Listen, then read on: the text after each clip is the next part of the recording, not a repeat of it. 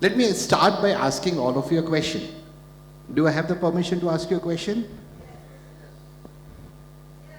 Okay, super. If I may ask you to raise your right hand, would you please do that?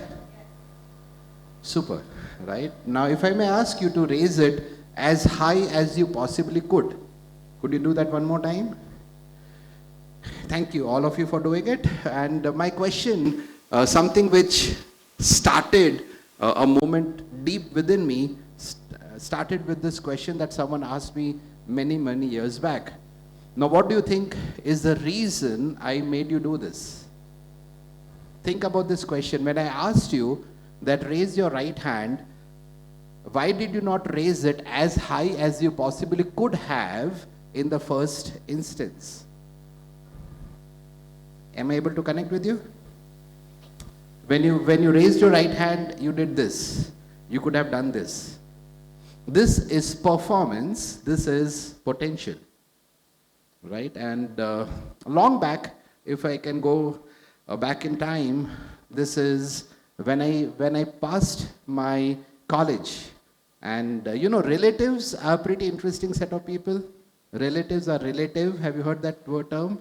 Yeah. And a person who is still one of the elder in our family, he came up to me and said that, Anand, looking at who you are and what you have achieved academically, I don't think so you will get a job worth 500 rupees as well.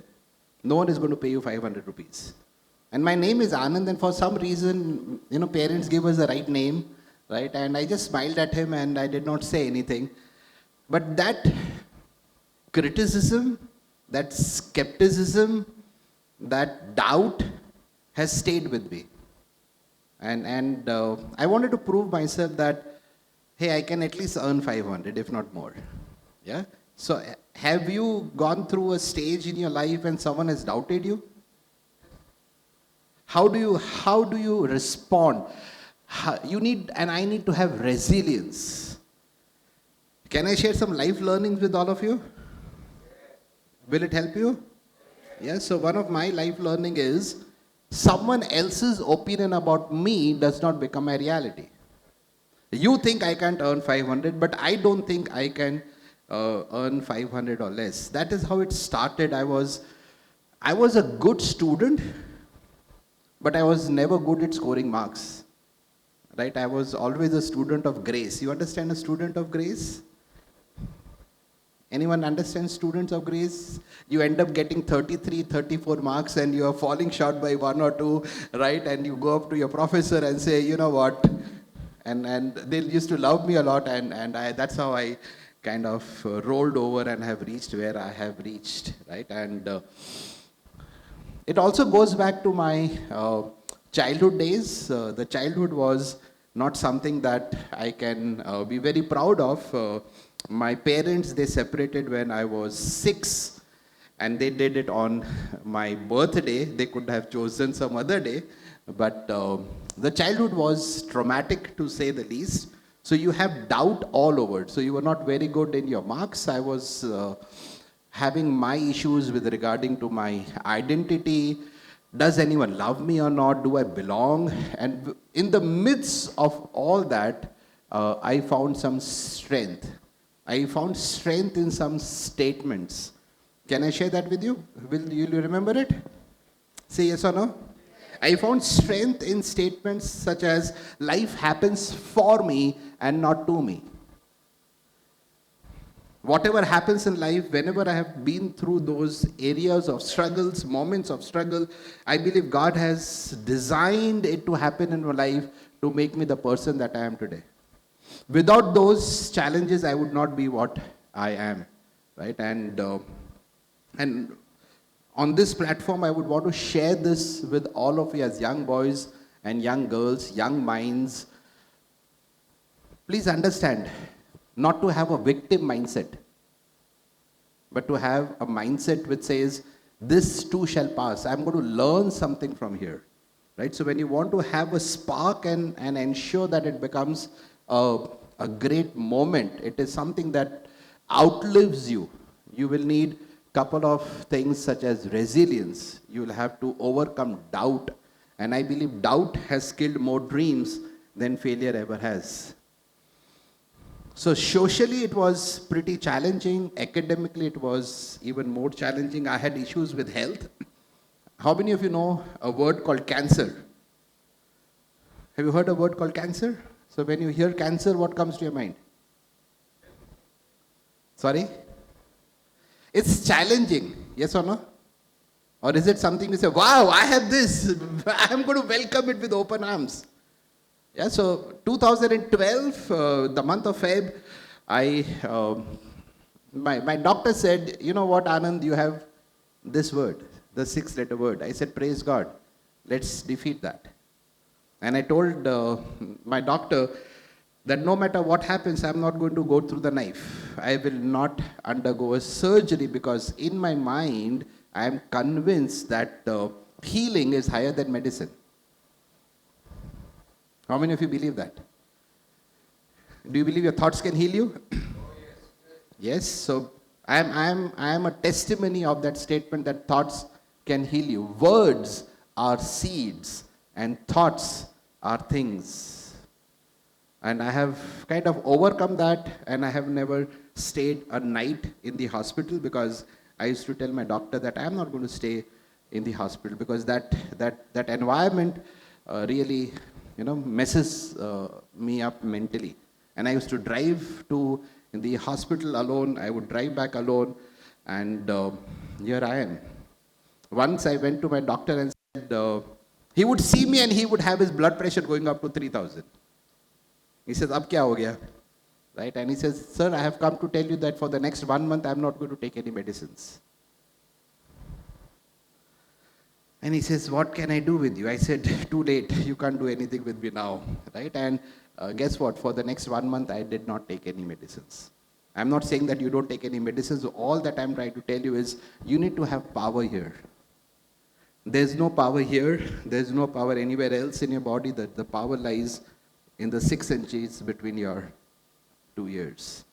And we are feeding our head with a lot of nonsense.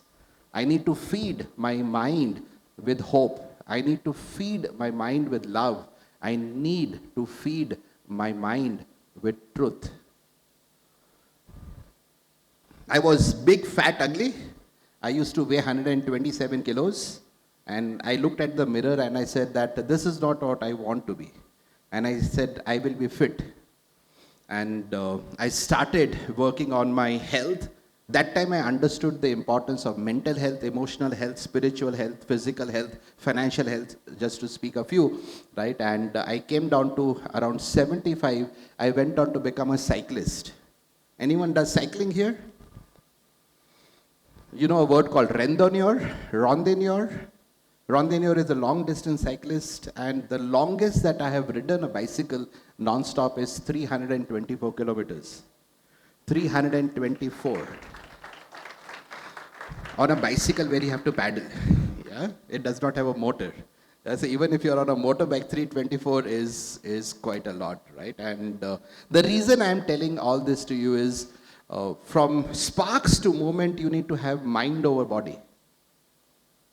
The body doesn't tire, the mind tires. And if I can trigger my mind, I can achieve anything that I want. Somehow I have got this love affair with the alphabet C. I spoke about cancer, then you had this coronavirus. Yeah, so April of 2021, I was infected like most, right? And I was in a hospital. I was on a ventilator for 16 days. I was in an ICU room for 21 days. The doctor said, I will not go back home. In my mind, I said, that's your thought, right? And I requested the nurse madam to bring a lipstick the next day. She looked at me and said, you are like a vegetable. You can't do nothing, right? But she was kind enough to bring a lipstick, and I requested her, because the ICU room has glass doors and glass walls, yeah? And I requested her to draw a doll, and she was kind enough to draw a doll. And I asked her if you could draw a cap on the top of that doll, right? And she asked me, what is this. I could barely speak at that time, but I said, that's my daughter. And the cap that you just drew on the doll's head is the graduation cap that my daughter will wear. Same time next year, in 2022, my daughter would graduate, and she graduated from a top 20 ranked university in the US, and I wanted to witness her graduation. So when I have death around me, I've got medical reports that say, you're not going to survive. What do you think? You think death or do you think life? Please remember, boys and girls, fear and faith, they have the same root word. I could have seen fear because on that floor, there were 10 ICU rooms, and I saw deaths in more numbers than I've seen in my life. But I decided to become blind, I decided to become deaf, and I said, I'm not going to look at those negative stuff. I'm going to look at what I want in life. And May 21st, 2022, I did get to witness my daughter's graduation. What happens when you go through all of that, right? So you can clap for this because not many people,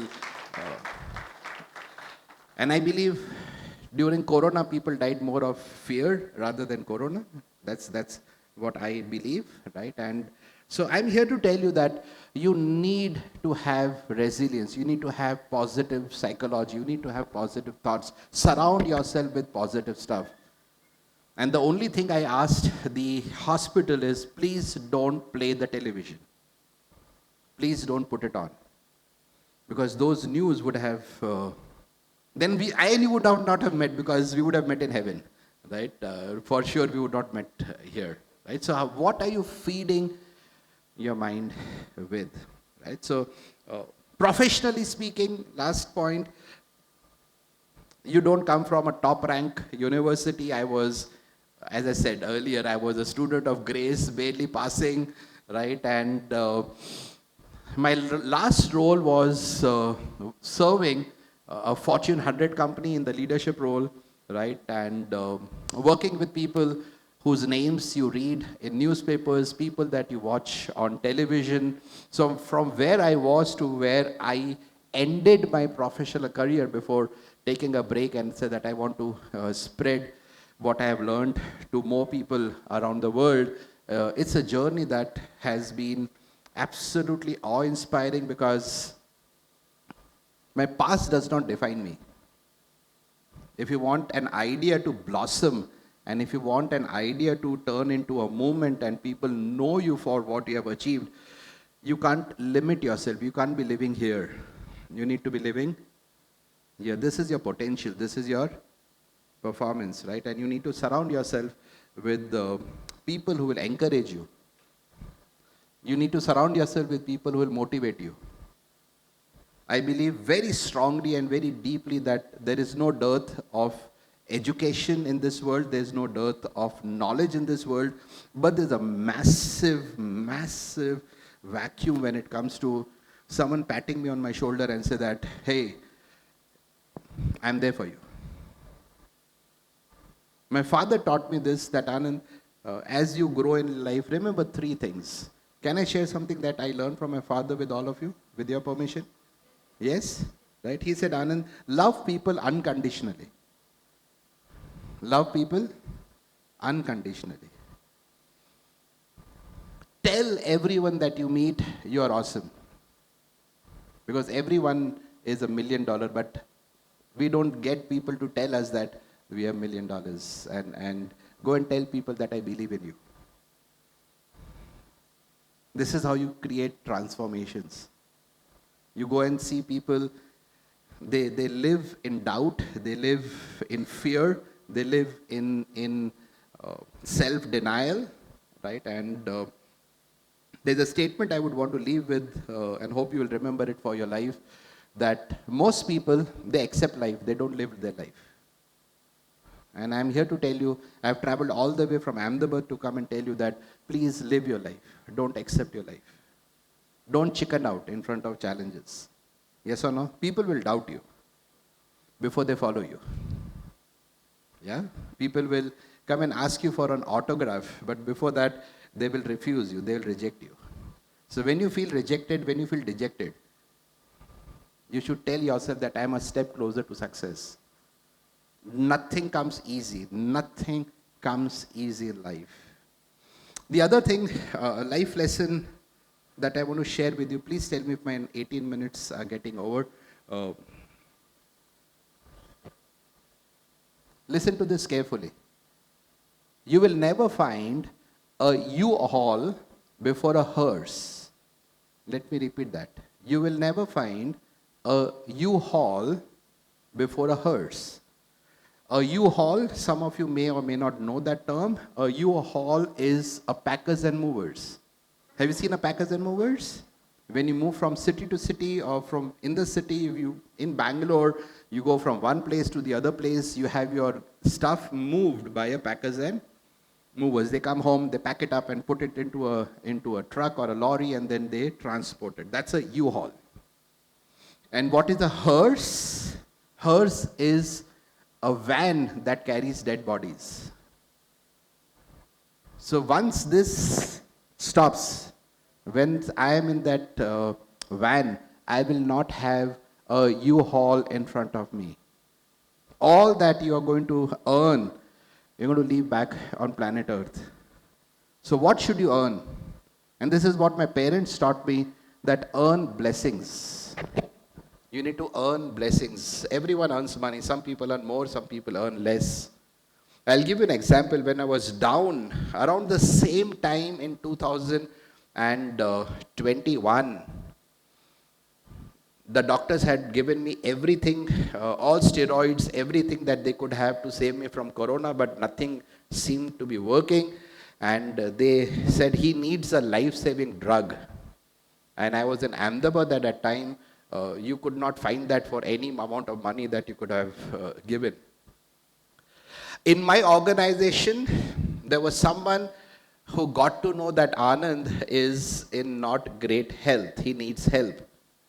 Imagine in the peak of second wave of COVID, someone drove all the way from Mumbai, came to Ahmedabad, about 600 kilometers one way, so 1200 kilometers round trip, gave the medicines, said this is for Anand who works for our organization, and make sure that he gets in time. Till date, it's 4 years from that date, till date I don't know who that person was. Who says nowadays you don't find angels? Because it's a behavior that is stopping angels to come too close to us. My father taught me that, Anand, remember, who you are depends upon whose you are. I'll repeat that. I want to teach this to you because my parents taught this to me. Who I am depends upon whose I am. And I'm a child of God. And my behavior should always resonate that. Then you will attract angels around you. Miracles will happen. Miracles have stopped happening because we have stopped believing.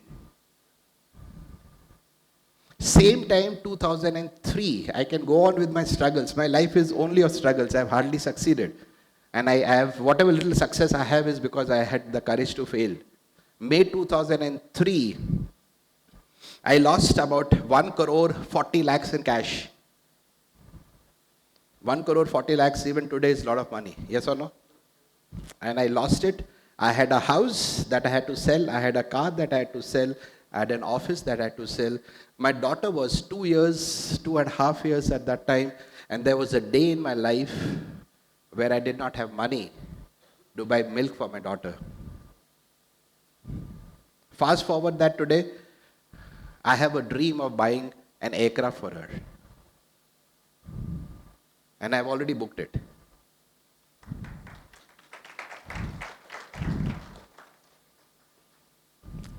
My past does not define me. There is nothing called failures. There are only lessons in life. So as you have those sparks in your head, what do you want to do? Please don't dream small.